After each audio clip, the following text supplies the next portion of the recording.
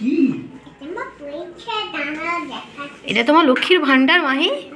দেখি কত পয়সা আছে। এত পয়সা? ও বাবা, তুমি এই পয়সাগুলো দিয়ে কি করবে বাবু? এই পয়সাগুলো কোথায় থেকে পেয়েছো? ব্যাংকে থেকে? তোমার ব্যাংকে অনেক টাকা আছে?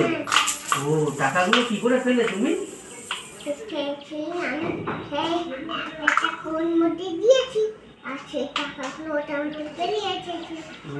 ও, ওটাকে তো এটিএম বলে। এটিএম মেশিন থেকে? এটিএম মেশিনে কি করে টাকা বেরোয় একবার দেখিয়ে দাও। একবার দেখো। ওরকম করে, এরকম করে কার্ড সোয়াইপ করে তারপরে চিনি করে বেরিয়ে আসে। ও, তুমি কাজ করে করে সেই টাকাগুলো পেয়েছো? কি কাজ করেছো বাবু? এই, আর তোমার শরীর ঠিক আছে এখন? তোমার জ্বর কি ঠিক আছে এখন? কত টাকা জমিয়েছো দেখি মাহি, একটু গুনে দাও তো টাকাগুলো। টাকাগুলো গুনে দাও তো।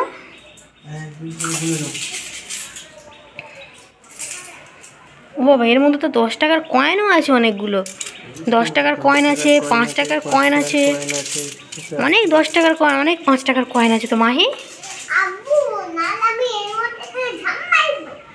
কেন, তোমাকে বলেছি? তুমি তো অনেক টাকা জমিয়েছো মাহি। আমার কাছে না এত টাকা নেই, আমাকে দেবে মাহি? পুকুরে স্নান করবে, পুকুরে হাঁপুচি করবে, এখান থেকে হুস করে ঝাপুস করে। তুমি সাঁতার জানো? সাঁতার শিখতে হবে তো। আচ্ছা ঠিক আছে, সাঁতার